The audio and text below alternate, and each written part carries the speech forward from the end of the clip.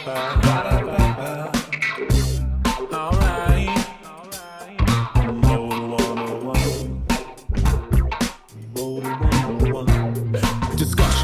it's the heart of the matter. Serving up opinions on a silver platter. It's a grind. The information getting, bringing your guy so hot you'll be sweating. These two dudes with attitudes will put you in the mood for a plate full of brain food. So don't delay, my daughter, my son. Visit the buffet called Promoter 101.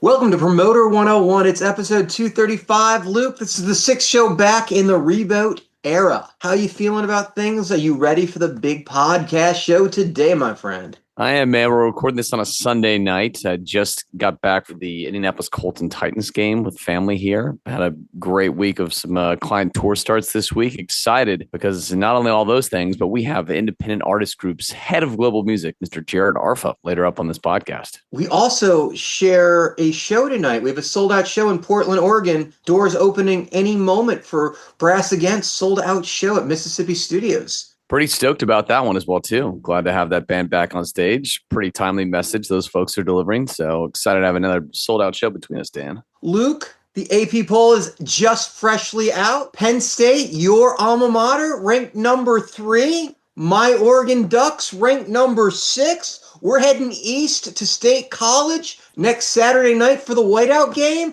a.k.a. Luke vs. Steiny Bowl. Can't get any bigger. Craig Newman from your alma mater is also going to join us to preview that game. It's going to be a rematch of the Big Ten championship last year. And I got to tell you, I don't know if I'm going to have any fingernails left at the end of that one because it was a tough one to begin with last year. The stakes just keep getting higher. Super excited to get Craigie Fresh back on here to kind of gang up you and talk about that special Whiteout game coming up this Saturday night. Really stoked for the game. After all that, too, we got the IEBA conference coming up, so we got a lot of good things here. So let's check in on what's going to happen in Music City here in a couple weeks. Strap in, industry peers. Promoter 101 starts right now. They don't mind coming to work, but that 8-hour wait to go home is a bitch.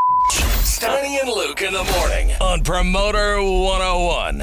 We have a bunch of past Promoter 101 episodes available for your entertainment at your leisure. You can listen anytime you want to any of the back catalog at promoter101.com. Feel free to hit us up with your ideas and questions at Steiny at promoter101.net. And of course, we're all over the internet.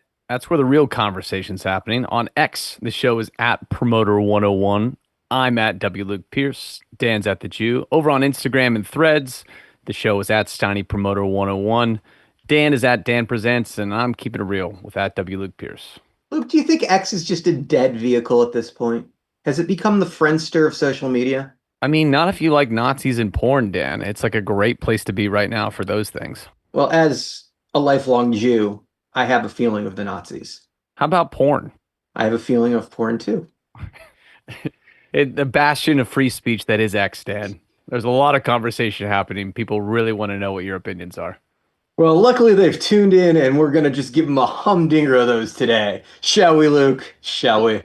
Let's do it. Proof that you can be half asleep and still mildly entertaining. It's Steiny and Luke in the morning on Promoter 101. It's time for some news of the week. So, alrighty, folks, let's talk about the 800-pound gorilla that walked into federal court this week. The FTC officially suing Live Nation and Ticketmaster, and they brought along 30 state attorneys general. The claim, Ticketmaster enabled, or at least failed to stop, brokers from using bots, fake accounts, and deceptive tactics to scoop up primary tickets and resell them with massive markups, all while profiting on both ends. Doesn't seem to be about junk fees anymore. The feds say that Ticketmaster knowingly undermined artist-imposed ticket limits, allowed brokers to flood the market, and then raked in billions on resale fees, all while misleading fans with hidden costs and complex purchase flows. It's the first time that we're seeing the Better Online Ticket Sales Act, aka the BOTS Act, front and center in a complaint like this. According to the complaint, Ticketmaster violated it routinely. And Live Nation, for its part, has called this lawsuit baseless, saying it misunderstands the ticketing ecosystem and that any changes would hurt fans and artists. But no matter how you slice this is sort of a watershed moment. First time we're seeing regulation of this scale enter into the market for live entertainment. So breaking down three kind of big questions here. What's next? Could this lead to a breakup of Live Nation and Ticketmaster? I don't think so. DOJ is still circling with its own antitrust probe. The court agrees that Live Nation's vertical integration has led to some sort of anti-competitive behavior. Sure, they could be forced to divestitures or reforms or exclusive contracts could be on the table, but we're a long ways away from that at this point. Could we see some new laws? Probably almost certainly. Seems like this administration's taking a keen interest into this space, and we'll probably see some expected renewed momentum behind the full upfront fee transparency acts, tougher anti-bot law acts, resale reform, even maybe at the state level, talking about markups on resale levels. How does this affect promoters and venues? In the short term, I'm sure there's going to be some uncertainty and compliance headaches. In the long term, who knows? This might open up the field for independent ticketing platforms and smaller promoters who've been boxed out by exclusivity clauses and some opaque resale policies. But the flip side, I think, is if Ticketmaster is weakened by all this, who's going to replace it? And is there really an indie ticketing operator out there ready to serve national tours at scale? I'm not sure. That's the billion-dollar question. So yeah, it's big, maybe transformational, but it's just the start of the story, something we're going to be watching. I'm sure we'll hear a ton about it every motion. We'll let you know how it lands. So we got headlines screaming about lawsuits and lawsuits about lawsuits and stadium tours, but quietly BMG this week made one of the biggest moves of the quarter, acquiring the major independent catalog from Jason Aldean in a deal insiders peg well into the 9-figure range, reported $250 million shelled out for Aldean's catalog. It's a sort of splashy artist name, but it's not something with TikTok stunts. It's just a deep portfolio of really durable copyrights, clean metadata, global streaming revenue, and possibly some sync upside.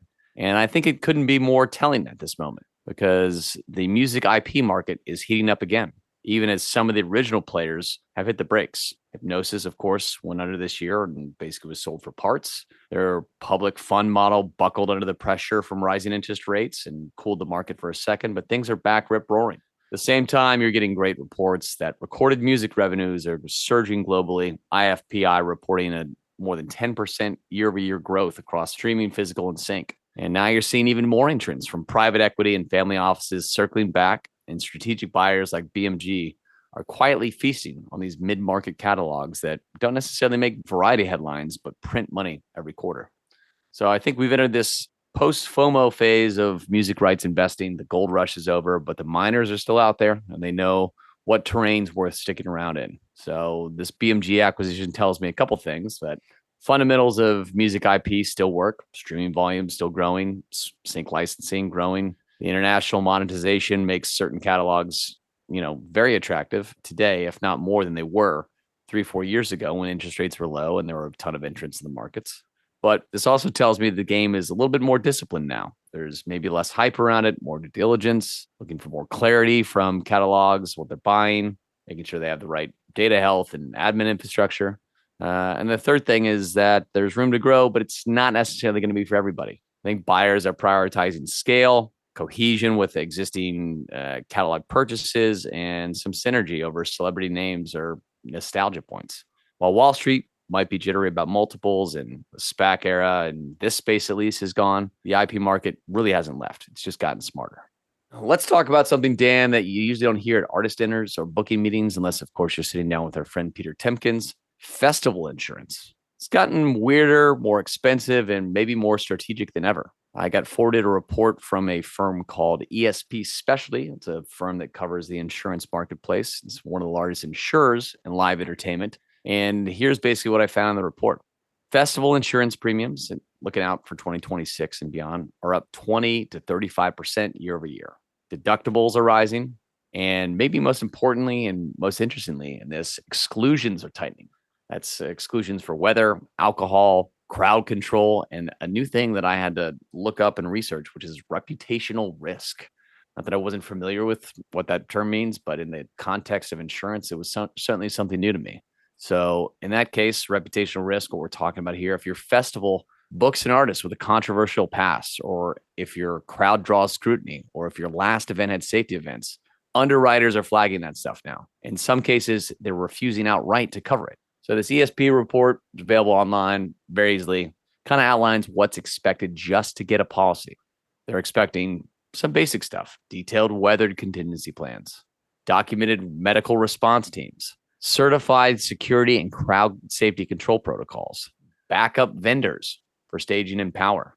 And get this, this was pretty interesting. In some cases, they're using AI to analyze your past crowd photos to assess risk profiles. What do your people that are coming to your festival look like? I think it's clear, Dan. The message is pretty clear. No more rubber stamp policies. You can't prove that you're an excellent operator. You're either going to pay through the nose or you're just not going to get covered at all. And for new entrants into the festival space, even without a strong balance sheet of years of history and a name brand partner, it seems impossible to get this full spectrum coverage that you might need. So especially if you're doing these multi-day, multi-stage formats in areas prone to storms, weather, or legal volatility. ESP one rep in the report said, "We've had to walk away with shows with multi-million-dollar artist budgets because the festival didn't provide a real force majeure plan on file." So, Dan, is festival insurance becoming less of like this commodity that everybody has and now looked at more like a strategic asset? Like, how do we build operational excellence to maybe not need some of these things? What is your take on the insurance space in general? What does this mean for festivals? What does this mean to the bottom line for operators running right now and new ones that want to come into the space? Look, festivals have always been a question of the haves and the have-nots, right? So you have the experienced players that have a relationship with the acts that have built the brands that know how to do the shows. They always have insurance because pros spend the money to do it right. You have a lot of amateurs that enter the space because, as we've heard before, you have a rich uncle and some land, you can make an offer, and if they overpay the acts will take their money, right? So if you have the talent, you can throw a festival. So sometimes you see some amateurs jump into the space or some funded people that are less than funded, and you get a fire festival or something because you get these wannabes trying to play in that space and hoping to become real by doing an event, and everything works out, but maybe they take some risks and they fail. And sometimes it pays off, sometimes it doesn't, but the festival space has been a little gray for that, right? So the guys that cut the corner by not having the insurance are going to end up in trouble. Maybe you get away with it once or twice, but festivals in particular, between the weather and all of the different variables that are involved, you're going to need your fucking insurance. That just is. At some point, you're going to get caught. And you can talk to Charlie Walker and Charles Atoll and Charlie Jones all about how much money those guys lost building C3 and some of those festivals in the early days. Because it's millions upon millions of building a brand and to get it to becoming an ACL or a Lollapalooza or a Bonnaroo. That shit doesn't just happen. You have to invest. You have to lose normally for years to get it to be that household name. That means doing it right and spending the money on insurance. And anyone that ain't doing that and cutting the corner, they're not going to be in this business very fucking long. Certainly may not be getting insurance from ESP or any one of the major providers out there. But yes, it's something that the smart people make the investment in it. But with rising premiums, I think people are going to look around and ask themselves questions about how much of a strategic asset is this for us? What do we really need here? This is when you talk about 30% increase in premiums year over year in a single year for something that's probably already 2 or 3% of gross. That's a pretty significant bump in a business that's, maybe a 35% margin business. That's a good little chunk of change, Dan. It is. But if you're willing to pay the premium, you'll find someone to write the cert for you. The paper will come. I've never actually had to pull a show because I couldn't get insurance. I've had to figure out something creative from time to time and find someone else or find a bridge. But I've never had to cancel a show because I couldn't find an insurer. If you pay for the insurance, somebody will write it. You may pay a higher premium than you fucking want to, but you will find it. Yeah, definitely worth paying attention to. And on a final closing note, I have to honor the life of Brett James, who sadly passed away in an aviation accident this past weekend here. Brett was a songwriter here in Nashville, Tennessee, multi number ones for artists like Carrie Underwood and Kenny Chesney, Jesus Take the Wheel, When the Sun Goes Down, many more. But more than anything, Brett was a phenomenal human being, well liked by nearly every one of the peers in the Nashville songwriter and artist communities. He tragically passed away with his wife and his daughter in a plane crash in Macon. It's something that I think will ripple through the Nashville community this week as his life and his work is honored, but certainly missing a person who is a phenomenal father, a phenomenal husband, phenomenal guy, and a phenomenal songwriter this week. Of course, this would not be Promoter 101 without some tweets of the week. Let's see what Dan had in mind this week. Starting here, Dan. Other people's lack of success should never be a reason for you not to give it your all. Put your best foot forward. Give it all you've got. You really can't fake success, and people know it. People know the real thing when they see it. You got to dig in and do the work. Here's another one, Dan. Pre-sales are now the on-sales. I don't know if you guys are feeling that too, but man, everyone finds the pre-sale code, whether it's the Amex, the city, the promoter, the venue, the fan club. By the time the public on sale's up, all the good seats have already been picked through already. You got to be in there. It's the go-to now. Easy for fans, great for marketers. I love it. Opt in. Hopped in. How about this one, Dan? Leave the drama at the front gate for a few hours and just enjoy the show. Let the stress go and let the acts entertain you. It's what you're paying for. Put your phones down. Watch the fucking show. It's what it's all about, man. If you didn't post about it, did you actually go, though, Dan? That's the problem. You know what? We don't all have to live on Len every single moment. Sometimes we can just go. For any artist listening to that podcast, we can ignore that part of it. You should be online all the time. It's a good thing. That'll do it for Tweets of the Week. Make sure you follow Dan for more gems. He's at The Jew on X and Threads. They thought they wanted careers. Turns out they just wanted paychecks. Steiny and Luke in the morning on Promoter 101. Welcome a very special guest, a friend of the podcast, Mr. Craig Newman, a.k.a. Craigie Fresh, composer and performer of the Promoter 101 theme song, also a proud Penn State alumnus. Craig, how stoked are you for this weekend's whiteout game? Got the Penn State Nittany Lions versus the Oregon Ducks, Beaver Stadium Saturday night. How are you feeling about this? First of all, emotions are high.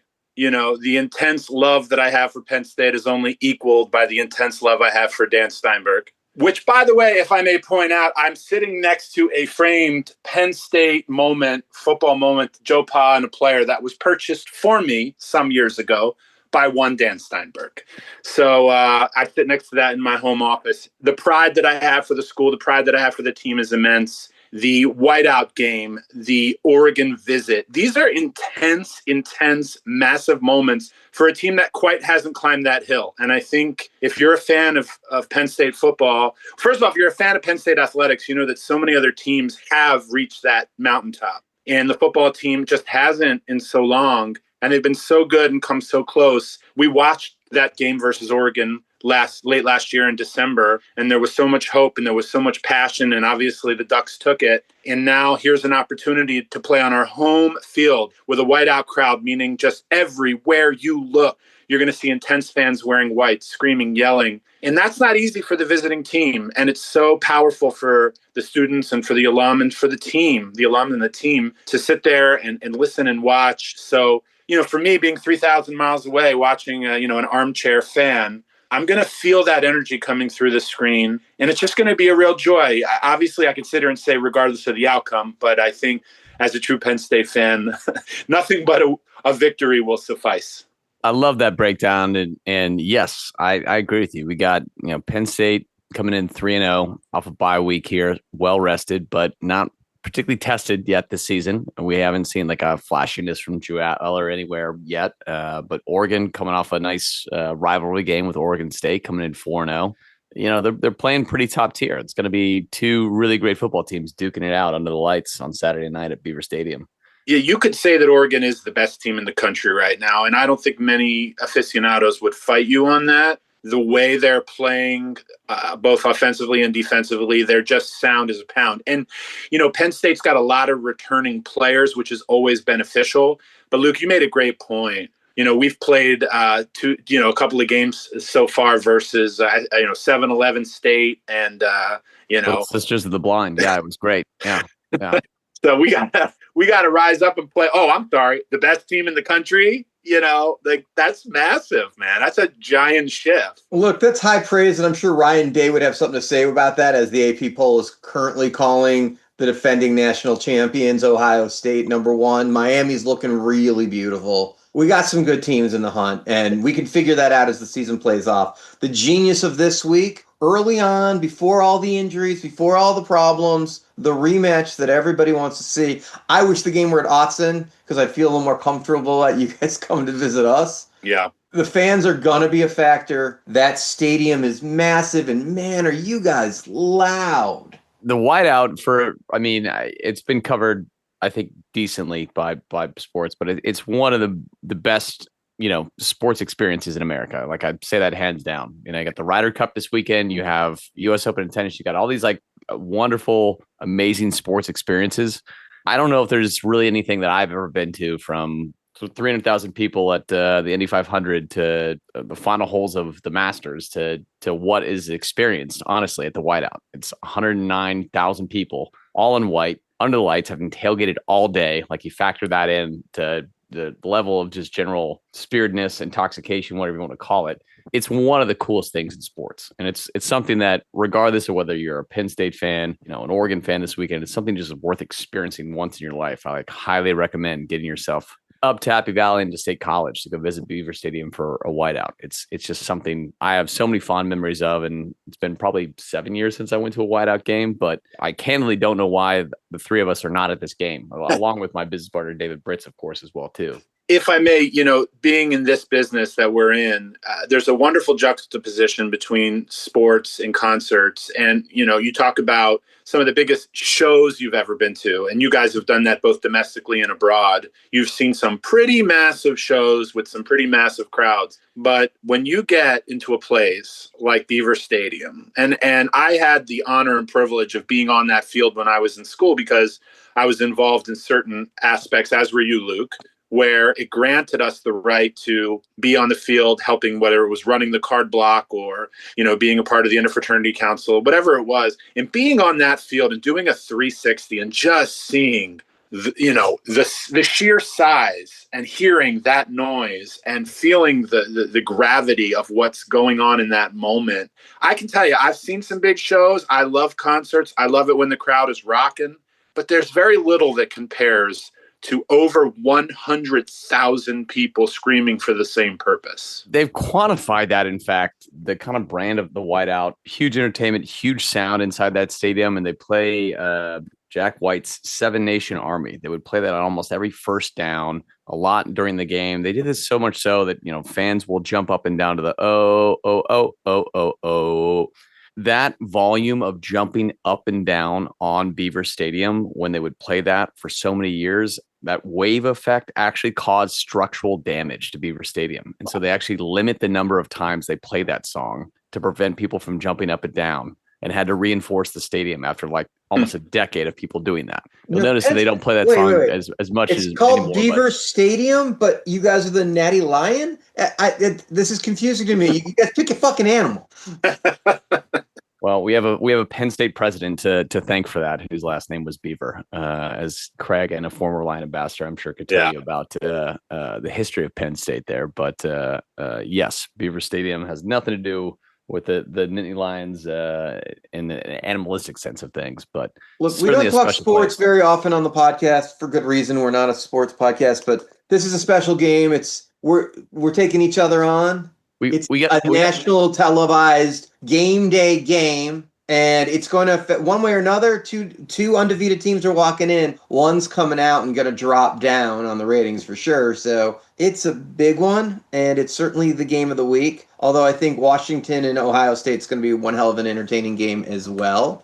But I think everybody knows Ohio will get past Washington even on the road. We got to talk some predictions here. We're not getting off the hook by not calling this out. Oh yeah, but I think it's awesome that none of us are talking trash, because it's possible that this game could go either way. I think we're going to surprise everybody by staying in this all the way. and fight to the finish because there's no way we're giving up our hopes of an undefeated national championship again this early with just walking in there and putting our hands down. So I think we're in it. I think the sports guys are favoring you guys during the whiteout at home by that side, but I'm not laying down for this one. I think we're going to fight all the way to the end, and I think this is a fourth quarter game. What do you think, Craig? So with a game like this, with two teams that have so much happening on both sides of the ball, and with such incredible energy, what I tend to believe is you're going to see a heavy defensive game for the first quarter or two. I wouldn't be surprised at halftime if you didn't see, a 6-6 or a 10-10 game.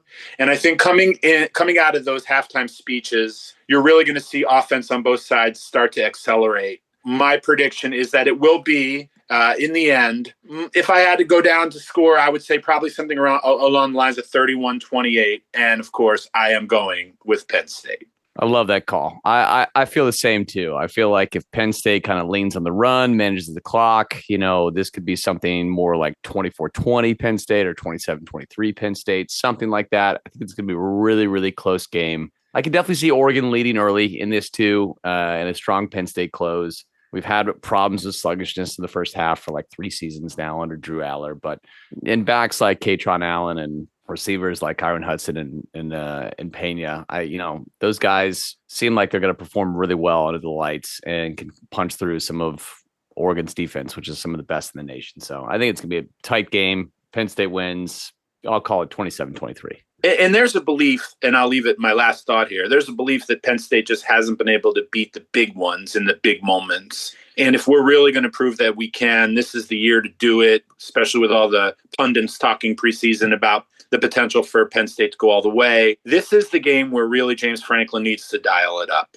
I agree. You talked about the halftime speech and kind of adjusting in game, and he's had problems with that. He's had problems with clock management in the past, which is really frustrating when that's basically your one job as a head coach and during a game in college football. But big questions for me around if Oregon gets off to a fast start, what happens, in the halftime? Does Franklin make, the right adjustments he needs to make? And that's been mixed in big, past conference and non-conference games. So I think this is a chance for him to kind of dispel that narrative and get Penn State off to a 4-0 start for a great season here. But it's something that we'll all pay attention to, I'm sure, at halftime.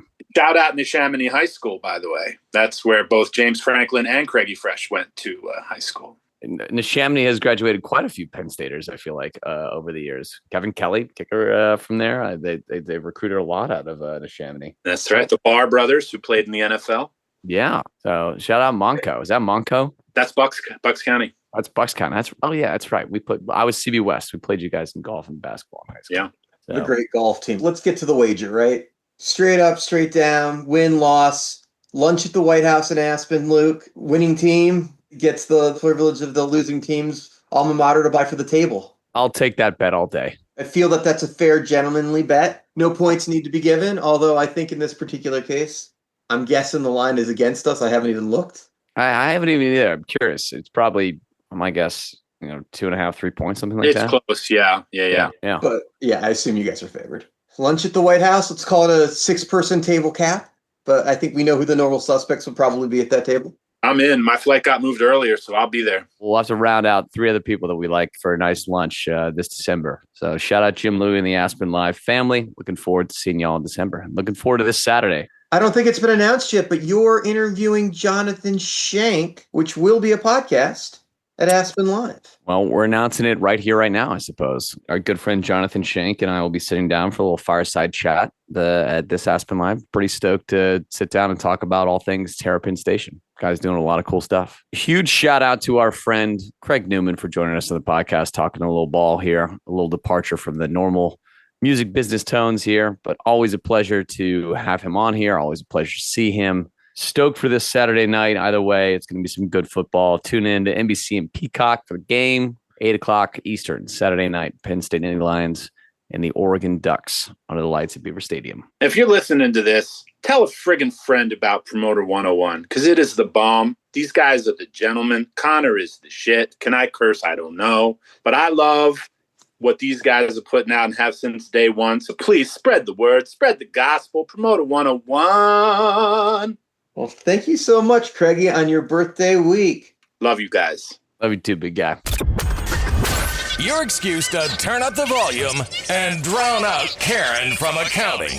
Steiny and Luke in the morning on Promoter 101. I'm very excited for this month's feature interview. We're going to be joined today by Independent Artist Group's head of global music, Jared Arfa, as he sits down with Dan for a wonderful one-on-one chat. Jared Arfa joining us for featured interview. I'm so thrilled we finally had you on the podcast. I think this might be the first time we've had the father-son combo, because your dad, obviously, Dennis, was on years ago, but president of one of the biggest agencies in the world, and you guys are doing such big business between the stadiums and arenas and amphitheaters and festivals. You're overseeing just this massive agency. I'm excited to have a conversation with you. Thank you. Thanks for having me, Dan. Obviously, a big fan of the podcast for many years, so excited to be doing this. Appreciate the kind words. Let's dive right in. You guys were a boutique agency that was doing some of the biggest bands in the world before COVID. You know, Motley Crue, Def Leppard Stadium Tours, you guys. Metallica Stadium Tour, you guys. Rod Stewart, you guys. On top of like the historical massive acts that your dad had repped for years, whether it's Rodney Dangerfield or Beach Boys or Don't forget Billy Joel. We were getting there.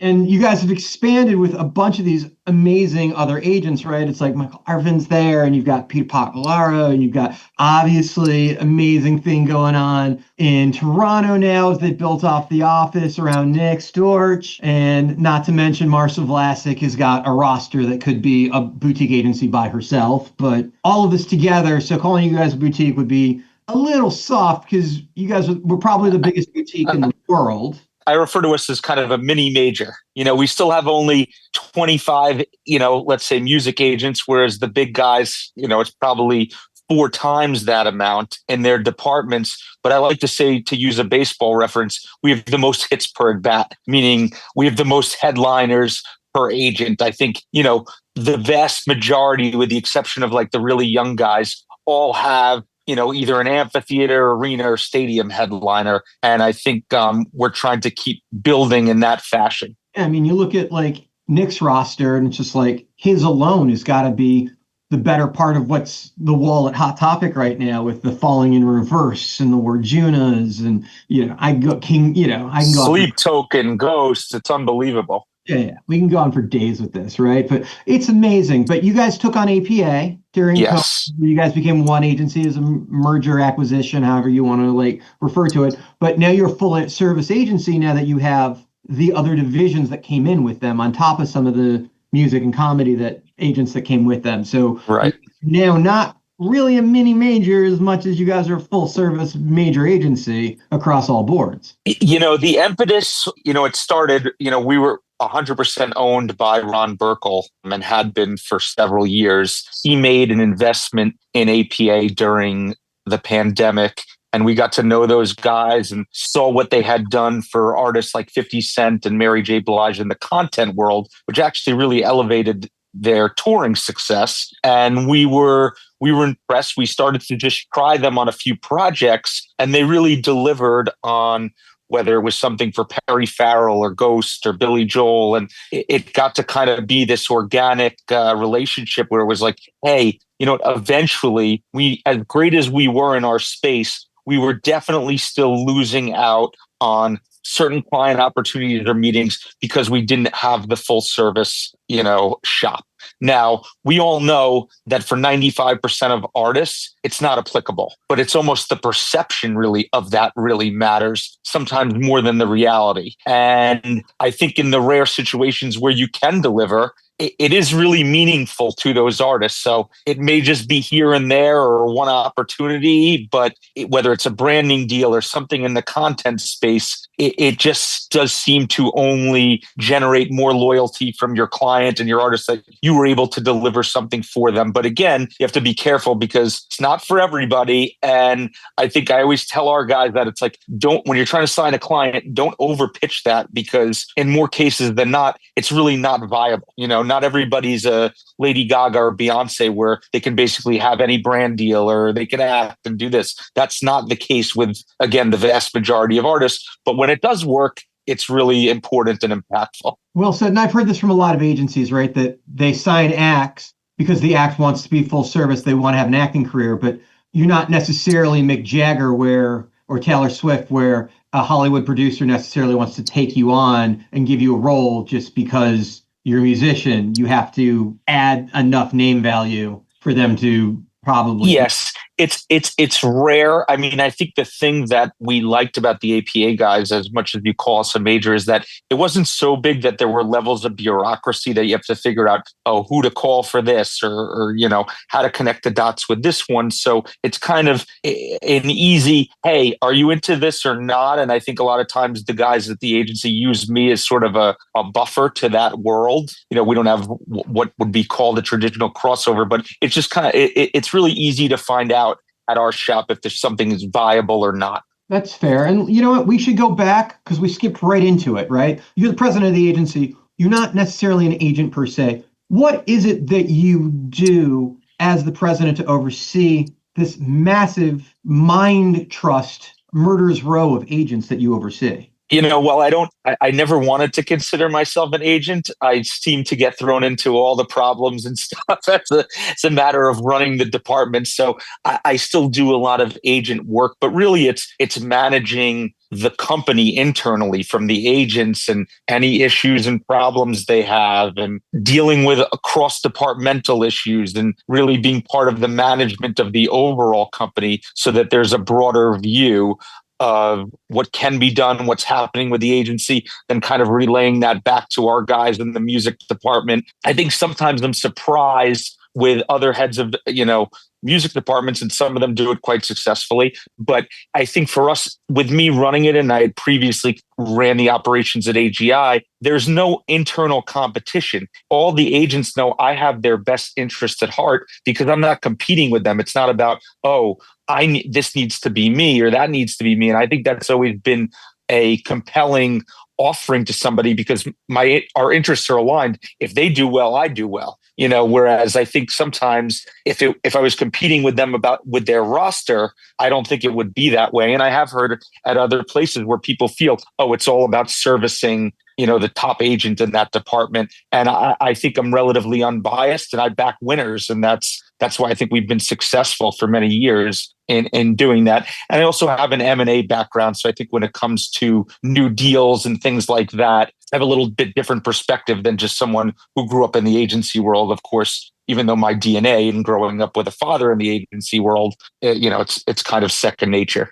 All right, let's take a half second. M&A is mergers and acquisitions for people that don't live in the business world or didn't get a degree in business. Your dad was on the podcast. He's Dennis Arfa. His episode 186, if you want to go back and hear his origin story, because obviously Jared's origin story is a big part of Dennis's origin story, right? But historic agent, Beach Boys, Rodney Dangerfield, Andrew Dice Clay, Billy Joel, just to name the quick ones, but massive, massive, massive history in the business. And if you want to go back and listen to that, and I suggest you do, because he's one of the funnest people in the world to listen to tell a story. He's an amazing storyteller. But I want to focus on you, and let's go back to the mergers and acquisitions background that you have. Like, where did that come from? So when SFX was being created by Bob Silliman in the 90s, and rolling up all the promoters with Delsner Slater and all the kind of regional mafia fiefdoms. What became Live Nation via for what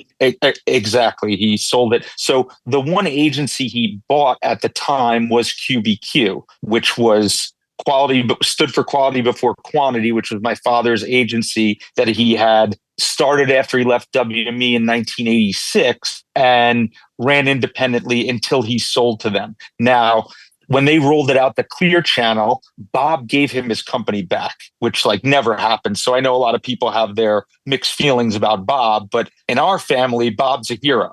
So when I was out of school, and obviously I grew up going to concerts in New York, and I knew, Mitch Slater quite well from doing all the local New York stuff with Ron Delsner. So it was like they had just started a new company that was, into buying brands and managing them, whether it was Elvis Presley or Muhammad Ali's brand. And they owned American Idol when it was the hot show on TV. And it was kind of like his experience was so good with those guys that really I pushed very hard and met with Mitch multiple times to try to get a job there, because I knew these guys had been so successful doing these last two roll-ups this is where I want to be. Like, this is, you can kind of crack their inner club. This is where you can go to be, massively successful. And it was kind of a hybrid where it was finance, but it also still had, an entertainment flavor to it because they were managing the Elvis estate and, again, American Idol. So that's really where I got my experience of sort of, watching them do deals, being on the front lines of much different types of deals that related to intellectual property and all the laws related around that and all the financial stuff and having to do budgets and all that stuff. It's really like going to the best grad school in the world because it's a very small team. And to get that level of access, I mean, flying around with Muhammad Ali when I was 23 years old, it was just, let's put it this way, it beat being in an agency mailroom. Okay, that's the coolest thing I've ever heard. You're flying around in a private with Muhammad Ali at 23. Yeah, it was a lot of fun. It was a great experience. I was there for about 6 years until Bob had actually had a falling out with his board of directors, so he wasn't there anymore. And Mitch unfortunately got sick and ended up passing. So it was like, it's time to leave, this company. I saw it kind of drifting away. It was going to get sold. It wasn't with the guys anymore that I came in to work for. So unfortunately, I wasn't part of the big next roll up and cash score. But at that time, I didn't know a lot of investors and saw the process. So I called my father and said, look, I see a lot of money going into your space, institutional money. I think you can raise money, take some chips off the table, and let's try to execute a roll up. And then it took us about a year, but we ended up doing a deal with Ron Burkle and UKIP about a year after I joined the company. And our reason for reaching Ron is, we brought in a lot of investors who couldn't wrap their heads around the agency business. And they say, oh, you don't have contracts with your artists and this and that. And it just was hard for them to really understand it. But Ron was someone who was in the arts. He had just lost the bid on Warner Music Group to Len Blavatnik. So we knew he was interested in our space. We got to him. He was all into the concept. And, that's how our UKIPA relationship started. All right. And that was in 2011. For a second, let's go back, do a little history. Mitch Slater, for those that don't know, partners Delsner Slater. He was the Slater part. And so him and Ronnie, partners together for a long time, and he was big on the side of the acquisitions as SFX was rolling things up. He was on the top of that. When that was sold and Ronnie stayed, Mitch stayed on with Bob as the COO. So, he rolled with the Silliman Empire to their next venture. Okay, so he didn't go to Clear Channel. He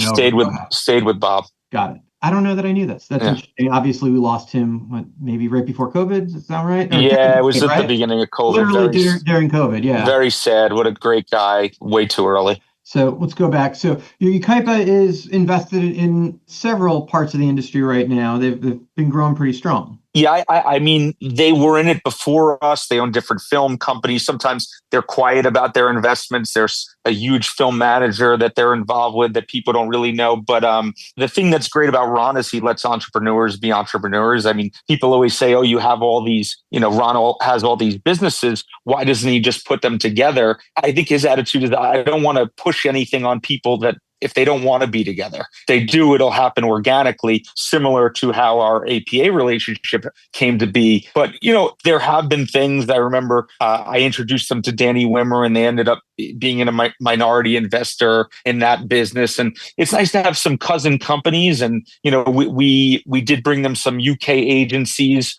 years ago that are now no longer part of what we're doing at APA. But it was nice to have that backing and, the trust to, hey, you should invest here, you should invest here. And in a lot of times, there were synergistic things that helped us as well. All right. So let's talk about some of the talent that you have on your team, because some of these guys have been here a long time, right? So Adam Kornfeld, Metallica's agent, amongst others, like one of the most respected guys. Yeah, he actually came with to WME. He was basic from WME. He was employee 1 at QBQ, so he's been there the whole time. It's a long ride.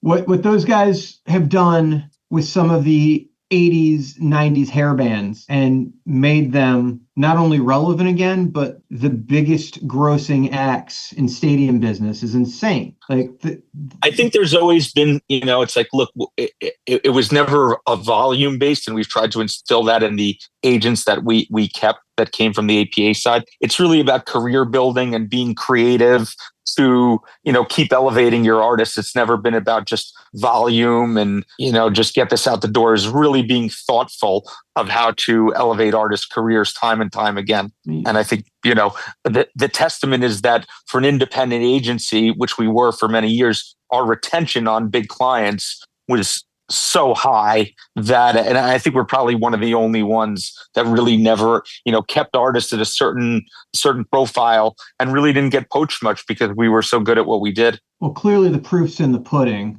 And when you say volume, you mean by quantity of shows, not necessarily by volume at the show. Volume of acts. I think it was never our mantra, and obviously it gets harder as agents get on so early to, let's sign 100 things. And if 2 crack, that's great. That was really, we've always been kind of very thoughtful and curated as to what we took on and want to believe that, there's a real future and this is a career touring artist. Okay, because clearly you guys have, when it comes to volume, some of the loudest acts in the world. Penn, not that kind of volume.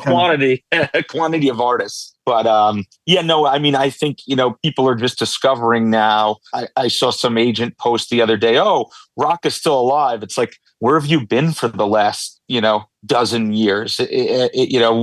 We've been thriving in the hard rock space for a long time. And I think it's certainly elevated of late, but I think people are just waking up to how big some of these artists are and how loyal some of their fan bases are. And, we're just capitalizing on a moment, but we were already there and we've been there and, succeeding in a long time. I think Nick Storch is probably the best A&R in the rock business, bar none. So, but it's now because people are seeing it, the kind of, whether it's the Deftones or Korn, to speak of other agencies that aren't, other artists that aren't on our agency, there's been a rise across the board. So I think some of our guys are finally getting overdue credit for what they've, accomplished in that space. Well, certainly a lot going on in that world in just an amazing way. And I think there's something to be said for how creative you guys have been, because you figure out Motley Crue, Def Leppard, Poison Package, Joan Jett sells out the stadiums. Then you guys have both Motley Crue and Def Leppard doing residencies this year in Vegas. And obviously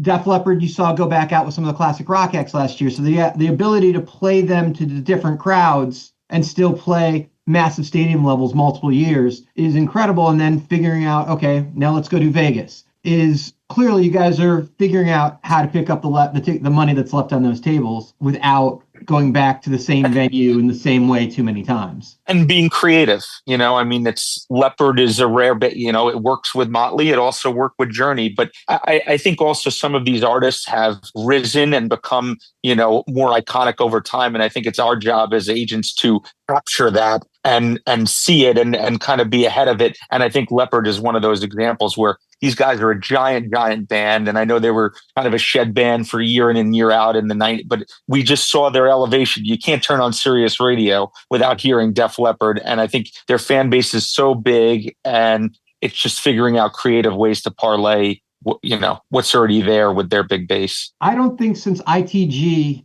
in the late 80s has there been an agency that's had as many stadium acts running around simultaneously as you guys do. It's a different way of doing business, and clearly it's working on all levels. So when you guys are thinking about what's going on the road, it almost seems internally you guys can decide into who else you can share steel with for stadiums amongst your own acts. Certainly in the rock world, we can do a lot of internal packaging, obviously on the Metallica tour the last few years. And look, they still have to ultimately decide, but just so happened that they took Pantera, Limp Bizkit, Five Finger Death Punch, who are all bands on our roster. That's another great one, right? Limp Bizkit wasn't necessarily with you guys as a smaller band as they built up and became a festival act, but with the second coming of them getting big again, they found their way to you guys, and you guys helped bring them back full circle. And a massive festival act. The Woodstock documentary clearly showed those guys as being truly badass punk rockers as they tore that up and brought them back into discussion. Did amazing festival headline sets, and now that you guys have them out on the Metallica stage on those dates, and the audience is eating it up. And last year they went on a run that basically blew out all the amps. I think what's happened over time is there's an appreciation for how great Fred is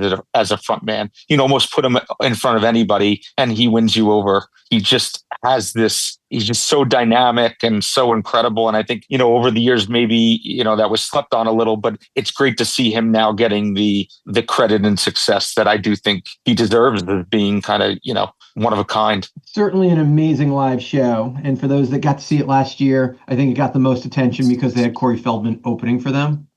He's also extremely creative in some of the, quirky ideas and things. And it's kind of like this carnival where you never know what's going to happen next, and a carnival of chaos, let's call it. And I think that's, and Fred's the curator of that. And I just think he does an amazing job. Now you got an office in Toronto, and you have an office in New York. And now that you have taken over APA, you guys have expanded much further across the globe and clearly across the country. There's a huge office in LA. We have a big LA presence. It's funny, when we did the merger, we let go of a lot of people, and it wasn't to be crass, of course, the people's lives, but I think we kept people who we thought could adapt to our culture and the way we did things. That they had a territorial system. We think that system is archaic. We are more of a pod model. We book a lot of our artists globally from America, which is quite different than a lot of other agents and agencies. But the guys we did keep are really strong and also have brought us into a new lane, which I think people are surprised about, is how much of a presence we do have in hip hop and R&B with guys like Josh Rittenhouse and Kyle Carter, who have Big X the Plug, who's on fire, and Neo and Keisha Cole. And then actually our CEO, Jim Osborne, and President Kyle Loftus, they have Mary J. Blige and 50 Cent, who we do on the music side. So we're really a player in that space. And I think everyone sees us as so rock driven that they're quite surprised when they see how big our roster is in that lane. It expands quite a bit out too. If you really take a look at that roster, it's very diverse, especially now with the APA acts on top of that. But even beforehand, like Rod Stewart's on there, and of course Billy Joel. Yes, and for anyone who hasn't seen the documentary yet, it's incredible. It's worth the time spent. But Billy's a national treasure. I don't know life without Billy, right? I grew up 2 years old, 3 years old, being at the side of the stage. So, he's such a fabric of a lot of people's lives, but it's really a fabric and core of, again, I don't know life without the Billy, live stuff and just Billy in general in it. It's just it's really was the fabric of the whole agency, is Billy. It's all kind of built off of Billy. And I think we never forget, it's always top of mind. The residency at Madison Square Garden obviously was next level creative. That came out of a dinner, actually. Jay Marciano was running the Garden at the time. I had just started working at the agency. Billy was the last artist to close Shea Stadium. He was he brought out Paul McCartney and all these, and it was like, how do you follow that? What's the next move? He had previously in 2006 done 12 Gardens, which was the record at the time. Some people say Fish beat that, but I don't think they sold out every one. So it was like, how do you follow this? And we don't recall, sometimes we'll joke with Jay of like who actually, but at some point at that dinner, the concept came up of doing an MSG residency.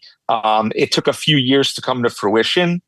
Billy had, I think he had hip surgery and he wasn't working, but it was always in the back of our mind as this is the thing to do when he's ready to get back out there. And finally, when he was convinced to do it, I think he was surprised. We had a press conference announcing the franchise, that he was going to be named a franchise like the Knicks and the Rangers. And I think when he was there and Dolan was there and all the media and other Knicks and former Rangers, I think he was surprised of how big of a deal it was. But I don't think anyone, it's that rare marriage of perfect artist with perfect venue. Obviously he's from New York, but I don't think anyone would have predicted that it would have went 10 years. I think if you would have said it went 2 and we did 24 shows, we would have been thrilled. And honestly, I think him doing that it led to, it was such a big deal. I mean, the Garden is so iconic and one of one. I think that was the impetus for, Billy had done stadium shows with Elton John, but he never really did them on his own. He really, during that time period, became a stadium headliner on his own. He did Fenway Park 7 years in a row, Citizens Bank. I mean, he was just selling out everywhere from San Diego to South Bend, Indiana. He was really bigger on the live side than ever in his whole career, and that he could sell stadiums everywhere. And I think the Garden residency was a big driver. That was almost like having like a number one record. There's no one questioning that guy was on a serious run. And if you do, you should definitely watch the second episode of the documentary on HBO. And talk about going from one to one to one. And I think, the way that my father always booked him and subsequently when we would brainstorm and talk about what to do is always finding hooks or things that would sell it. So it's like, oh, there hasn't been a show in the baseball stadium in Kansas City in 39 years. That's our hook. Let's go there. So there's ways like that of being creative where you're kind of creating these once in a lifetime. I mean, his first show after he ended the Garden residency was in Cardiff at a stadium. He had never been to Cardiff before and played there. So there's hooks like that, first time ever in Cardiff, that I think mean a lot, and we're always kind of looking for those angles. Let's talk about working for your father. That's got to be an interesting thing. You're out in the world, you're making your own way. You've proven yourself before you come back to accept a job working directly for family. But that's an odd thing to decide to go back and work for your parents, because that's it was never intended. It just kind of happened. Look, there are clear advantages, right? We can't deny the nepotism aspect of it, but I think I had a much different skill set than him in terms of kind of working for Silliman and having this real operation and somewhat financial background. But anyone who denies the advantages, but I think there's also the disadvantages. I think sometimes people discount you because, oh, you just got the job and I think sometimes you have to work extra hard to kind of prove yourself that no, I'm my own person. Yes, I got the job because of, but this is what I can do. And I'm always cognizant of that. I think over the last several years, I've overcome that, but there was no question. It definitely existed in the beginning. And I think, I kind of managed that by trying to be more low key. I think it was when you observe, I think when you try to be the big shot or the talker in the room, I think sometimes people can see through that. So I kind of waited my turn, if you will. And sometimes it was frustrating because I'd be meeting with people or seeing situations. It's like, I'm smarter than this. I know better, but it was like, keep your mouth shut, know who you are in the room. And I think that served me well. We've known each other for a while. So and I think anyone that has seen you speak on a panel or has engaged in a conversation with you or has met you knows that it's more than just being lucky enough to being born with the last name that you Sure. have. I remember there's a pretty famous entertainment attorney who said once to my father, he said, like, oh, the children of, like, they never amount to or something, he kind of dissed that. And there was always a kind of motivating factor to me of like, well, there are times, but there are times it's the other way. And I think we've seen that, whether it's, there are some really great children of who have done a lot, whether it's a Jeff Azoff or Francesca Lewicki or Lucy Dickens. So I think there are examples. I think you got to, every person should be evaluated as an individual. And not to mention a lot of the people, it's ingrained in our DNA because it's what we grew up with. So my knowledge of the business going in is a lot further along than somebody else's. And there's a certain aptitude that you have that I just don't think can be taught. That's fair. So let's talk about the future of the business. Where do you see the agency going in the next 5 years? It's interesting. I think there's been such consolidation, especially in America and the agency space, that I do think that over time, I think agents and artists are going to look for that alternative of, okay, where can I still get the full service, but still get a more boutique and very specialized level of service. There's always going to be managers and artists that fall in love with the name brands. And I don't think that's going to change, but I do think that there are a lot of artists that once they get to a point in their careers, they kind of realize where it's not really about the name on the company. It's about who the agent in it is and what the job being done for you. And I think will be, the recipient of some of that fallout. And I think, we're doing a good job of just trying to be very strategic in our growth, no different than building a roster. Building a business is the same way. You don't want to bring in somebody who may be wrong for the culture or someone who just, doesn't fit for a variety of reasons. So we're very careful in kind of how we're approaching growth. Which makes a whole lot of sense. Let's talk about what's going on now with the influencers, with things like TikTok. That seems like a space where these young influencers, which some of them do variety shows, are doing a lot more live appearances. Do you think that space is going to continue to flourish?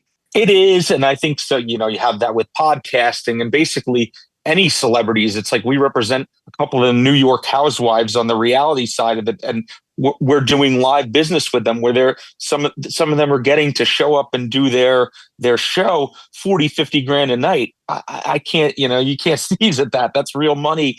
And I think too, for 40 or 50 grand is the house. It's it's a cabaret show mixed with Q&A. And I think that people are so celebrity starved. They just want to be in the room with celebrities. So whether it's a podcast or a TV show live, I think what's hard, when you talk about the influencers, it's just discerning what's real and what can move hard tickets versus what just really can only exist online. And I think that's really the challenge. That's fair.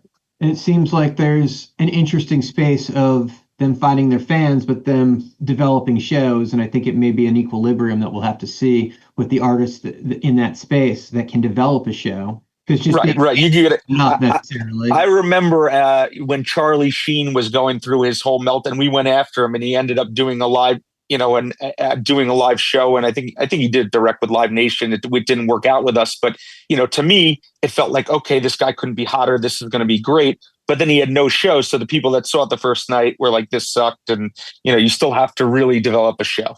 Right. There's the original show in Detroit where they hadn't written a show, and I think everybody forgot that he's an actor and he's given his lines on 2.5 Men or any movie that he had been in. And for him to just go out and try to entertain people for 2.5 hours or even 90 minutes was a tall order with that script. A lot easier said than done. But again, I mean, look at Michelle Obama speaking, selling out arena. There's just, again, people just want to be in the room with these larger than life figures. The difference was Michelle went out with a different celebrity every night having a conversation about a book share. Oh, it was, and there was a show. There's not a lot of Michelle Obamas, but I think the point is that regardless of level, it's like if Kim Kardashian wanted to go out tomorrow, there's a big tour to be had. Just as someone like that. Yes, that would sell quite well. Yeah. Although I'm sure Kris Jenner would make sure that she had a show. That's true. Chris would have to be the closer. Well, the two of them in conversation on stage would probably be a pretty big show. It's a big. It's true. You advice for some of the kids coming up behind us in the industry? As much as I'm reluctant to say this, I do think that if I was starting today and going down the path, I'd probably rather be a buyer than an agent. And I think right now, with the big promoters, they're really the bank in the way the labels were years ago.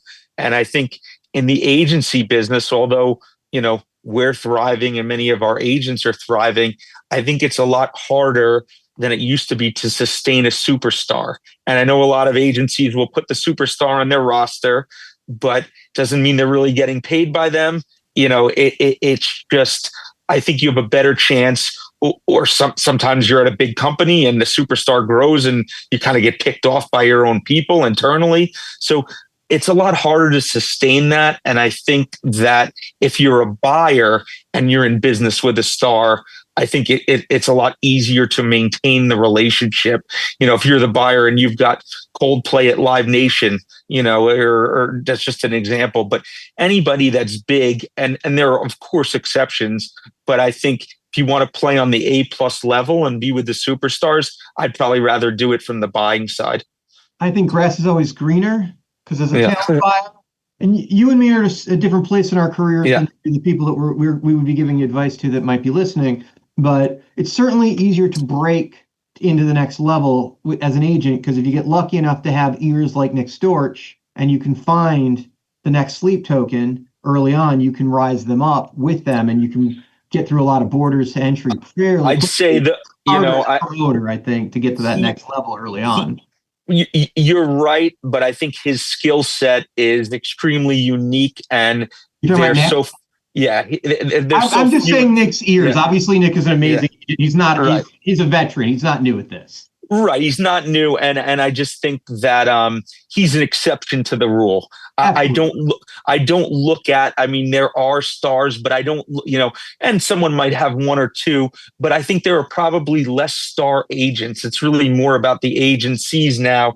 Whereas I look at, years ago, you had your Howard Roses and this one and that one. I think there are probably less star agents than there were. And I think because of the consolidation, I think some of the agencies do a great job of sort of surrounding the talent so that agents can't really leave with them. And it becomes more about the brand, maybe less about the entrepreneur. Now, that's the same case. I think the case is the same on the promoter side as well. I just think when you have access to the bank and you're the one writing the checks, you have the leverage. Okay, that's fair. I get that. And I still believe grass is always greener on the other side. Sure.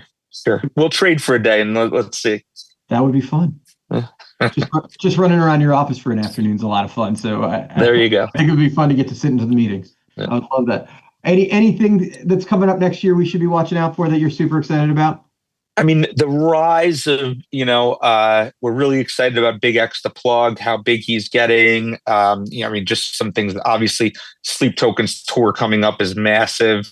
Ghost just finishing a massive run. They did sold out basically all arenas in Europe, America. Excited about the upcoming Motley and Leopard residencies. Spirit Box continues to grow. Probably do another. It's interesting because we do represent a lot of our artists globally. It's like Neo is an artist, for example. In Europe, he's 2 arenas, especially in the UK in most markets. That may not be the case here, but it's talking about his next global run. And we have so many great artists. I mean, Marsha with Cage and the Strokes, and all the legends she works with. It's almost too many to name, but I think we've got a steady churn year in and year out of headline acts. And honestly, the bulk of it we came with. We've added some, since we've got here, but we've just done a great job of keeping a stable of headliners that, I think we have probably more headliners than we ever did. So arguably we're probably peaking as a music department right now. Peaking, huh? So you think the we're hoping to recreate the peak each year, but I think it's certainly we've never been stronger or hotter as a music agency. As a global company, when you're dealing with different parts of the world, different dollars, different languages, different borders to entry, different concepts of growing, setting up, trying to make the same kind of production that works in Europe and the US when you're going into some of these other places for the first time. Does that become a greater challenge for you guys of keeping that level of what we can experiment with, what we can allow people access to? I think, one thing, and I said this to recently in an interview, but, so the US is still light years ahead in I think in monetizing tours. I think from the promoters to, the venues, there's just a certain, the taxes in Europe are so, not that they're great here, but it's so out of control. The costs are out of control and there's no flexibility with the venues and the promoters with rebates. It's just a lot tougher to tour there and make real money. And obviously, there are exceptions, but it's just someone needs to go in there and get these guys up to speed with what goes on over here with the dynamic. And I know there's a lot of fan backlash there to dynamic and platinum, but as you know, Dan, the costs of touring are so expensive that if you can't utilize those tools, we're just not going to be able to, it's like artists are going to choose less and less to go to some of these territories if it doesn't work out. Sure, festivals are great because the production is already there. But, if you're talking touring here versus touring there, right now, it's a lot more lucrative here. Well, it makes sense. And I think part of that, for people that don't know, is because sports is bigger here and the sporting teams being such a rich fan base at the top level, are usually the pioneers of figuring out how to extract money from their fan base. And music has gotten the ability to see what works and doesn't when the sporting teams have done well with that, which is why That's fair. so But many even arenas see, here. even see with those soccer stadiums, though, there's just, there's no give there. It's like, this is what it is. This is our municipal, and I think what we found with arenas and stadiums here is, even though a lot of times it's through the promoter, they're just a lot more flexible and aggressive in wanting to bring content into their rooms. And, hopefully other, territories around the world catch up to that.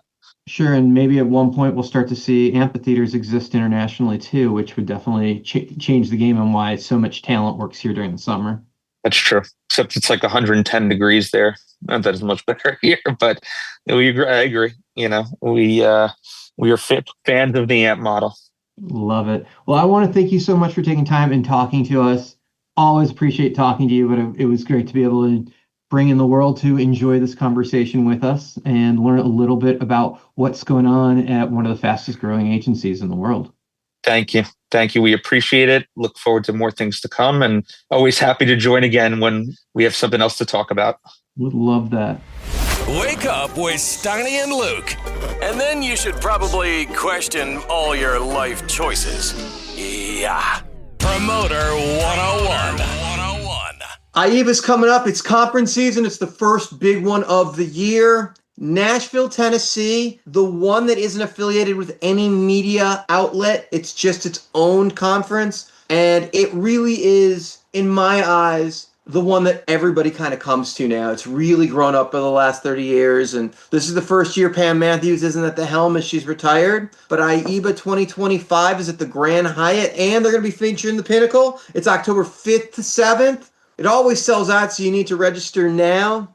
Luke, people coming to Nashville, it's your town. You get to host. Pretty excited for another trip for Visit Music City here. I think this is the 51st IEBA conference put together here, and the first one under Brian, the new exec director. Seems like the panels and everything that Brian has put together, this is an event where, to your point, Dan, I think it's taken a larger significance in the conference schedule. A lot of people look towards, when we talk about booking, towards the regional conferences that have kind of already played through, the WAS, the Artsman's West, that sort of stuff. You look forward to January for APAP, and then Polestar moving back in April now. I feel like IEBA has taken this place in the calendar where everything is really all about what you're into for next year. And it comes in October. So you're talking, a strong presence from fair festival buyers, but it's just become so much more than that. People gathering together in Nashville to talk about the state of the live business. And I feel like the presence of IEBA in people's minds and importance as a conference has grown dramatically over the last 5 to 7 years. It seems like the one, to your point, really to go to. You've got ILMC in London is their big boy. Polestar, obviously, on the West Coast. And it's a little bit later in the year now. It's going to be, I think, April. You've got Canadian Music Week, which isn't nearly as cool as it used to be. And APAP seems like it's kind of lost its thunder, too. People don't really want to run to New York the first week of January. It's cold as fuck. Nashville, October. It's kind of the game. Yeah. And we're excited to be joined for this segment, too, by our good friend, Craig Newman, previous IEBA board member and a panel participant in the Family Feud again this year. So looking through the track of everything that's on here, Craig, I'm sure you and Paladin have a bunch of meetings set here, but you excited about anything in particular about showcases, seeing new venues? Have you seen the Pinnacle here in town yet? My immediate answer always kind of comes back to what this conference means for somebody like myself from my book of business. And that really is the opportunity to walk the floor and to sit in meetings with, folks from all walks of life in our business. I can have a meeting with a casino buyer, and then I can sit down with a group of 4 entertainment buyers for fairs and festivals. I can sit with my teammate China. We can talk to corporate and private buyers. I'm talking with folks from major promoter teams. It's wonderful because the work that I do fits into all of those pockets, and I need that. And, God bless APAP. I went there for many years, but it didn't really have the diversity that I was searching for. I come to IEBA, Man, oh man, over those 3 days, I get a chance to really work everything out and talk up what I'm excited about. I always say I got to get my hugging arms ready because I'm in that lobby hugging. Everybody wants a Craigie Bear hug. You know you're going to get one. But with respect to the business,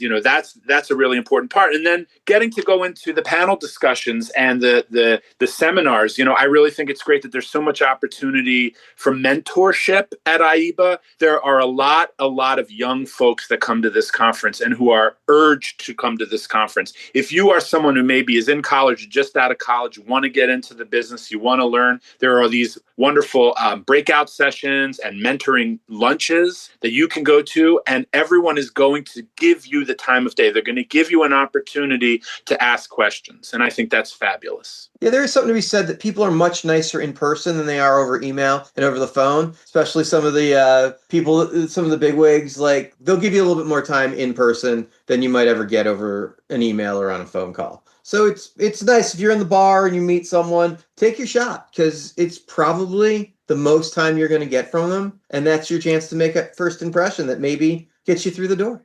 I'd love to see on Brian's schedule there. I know he had one night outside the Pinnacle where it's just young professionals as well, too. And I think that's open to non-IEBA badge holders as well, too, trying to curate that next generation of music industry talent. And they've, to your point, Craig, they've always had a great, kind of pipeline from kind of internship, externship opportunities from like places like Montana State, Belmont, showing out a presence. Sometimes Berkeley here. So they do a really great job of fostering that, community that they're building around the next generation of music industry business professionals. So I'm pretty hyped for this. I'm pretty hyped that the Pinnacle is hosting this. I don't know another venue in America that has had such an effect on a single marketplace as the Pinnacle, other than being just a great venue. If you've gone to IAG's Mission Ballroom, very much like that in terms of like how they thought through the venue, the amenities, the fan experience, all that stuff. But the Pinnacle, roughly 3,600 cap standing room, pulling from some multi-nighters from the Ryman. It's like pulling from Cut Down to Bridgestone. It's pulling from Marathon. Like, it's come in and shaking up Nashville's landscape from a venue perspective. You're seeing this around the country, Luke. You're seeing this in first with DC at the Anthem, then with Donnie at the Mission in Denver, and then you had it at the MGM in Boston. Like, what they're going on there is amazing. And now you're seeing it in Nashville with Pinnacle. It is now the new thing of building these venues that are next level. And you're going to see more and more of this because this is the new game. Build the best possible venue to keep the artist and the fan happy. Because it's the only way you can get the show. You can't just open a fucking warehouse and expect the bands to play anymore. They're better now. And if I can draw a comparison, I think that in the same way that these venues are appealing to the fan, you need a conference that appeals to the industry.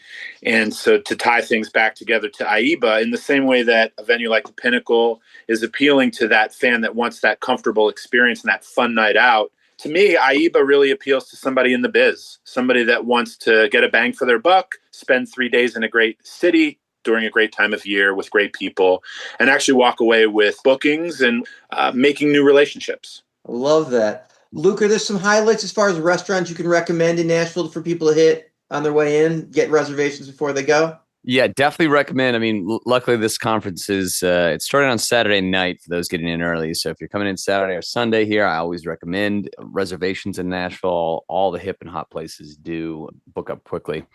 I've been frequenting a lot of the new openings here in town. We just got a Pastis, which they have in New York, French restaurant down in Wedgwood, Houston by Soho House. Great experience down there. I've been going to an authentic Oaxacan place called Mas de la Vida, recently nominated for James Beard Award, right next to Carter Vintage Guitars off 8th, right across from Cannery Ballroom. If you're looking for Italian, recommend Palato up in Germantown. There's some other staples downtown like Deb Paquette's Etch, which is a fantastic restaurant. Looking for steak, I would go to Hall's Chop House, one of Charleston, the Southeast finest. They got a great service, great steaks up across the Orbison building on 17th and Broadway.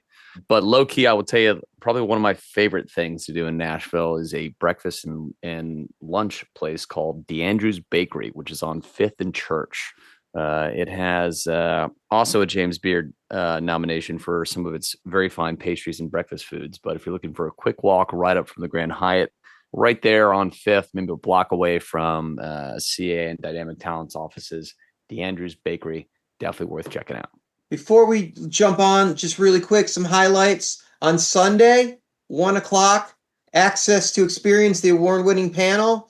You're going to see Corey and Bobby and David Kells just bring it on that panel. They're going to be the stars of that one. The Family Feud, Craig Newman, 3 p.m. also on Sunday.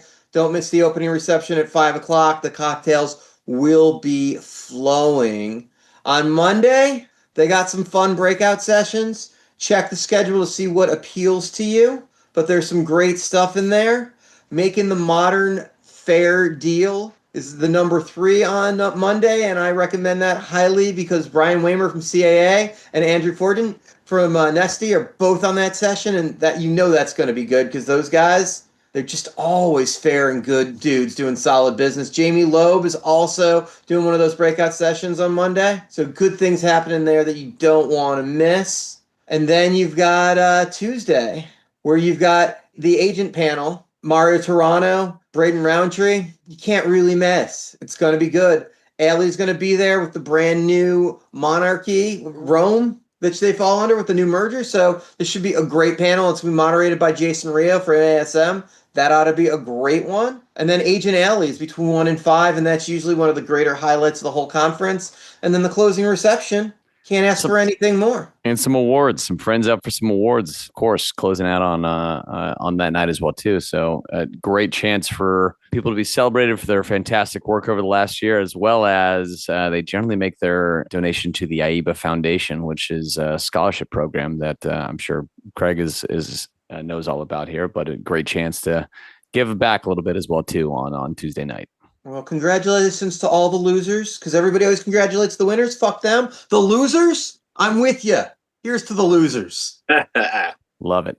IEBA, October 5 to 7, Grand Hyatt and the Pinnacle. If you haven't registered, it always sells out. Do it right now. Steiny and Luke would like to remind you that a clean desk is a sign of a cluttered desk drawer. Promoter 101. The quote of the month comes to us from Will Rogers. Don't let yesterday take up too much of today. Kind of like that, Luke. Something about being present, Dan. A Will Rogers guy. Surely made an impact. Did some shows in his venue last month. Was really impressed with that Fort Worth room. Now, their opinions may have changed, but not the fact that they're always right. Steiny and Luke in the morning on Promoter 101. All right, close her out, boys. No problem, Connor. Thank you, everybody, for listening to another episode of Promoter 101. We greatly appreciate our audience, our fans listening out there. Hope you enjoyed a wonderful interview from Jared Arfa and special guest Craig Newman this week. If you like what you heard, we want to hear from you. We want to know what you think. Shoot us a note at Steiny at promoter101.net. Let us know what you want to hear next. Thank you to all our listeners, and we'll be talking to you again on October 30th and the last 30th day of every month moving forward. Our September episode will feature the Bach Center's Brian Gale. Between now and then, we're wishing you sold-out shows for the month to come. Cheers! Call your mother!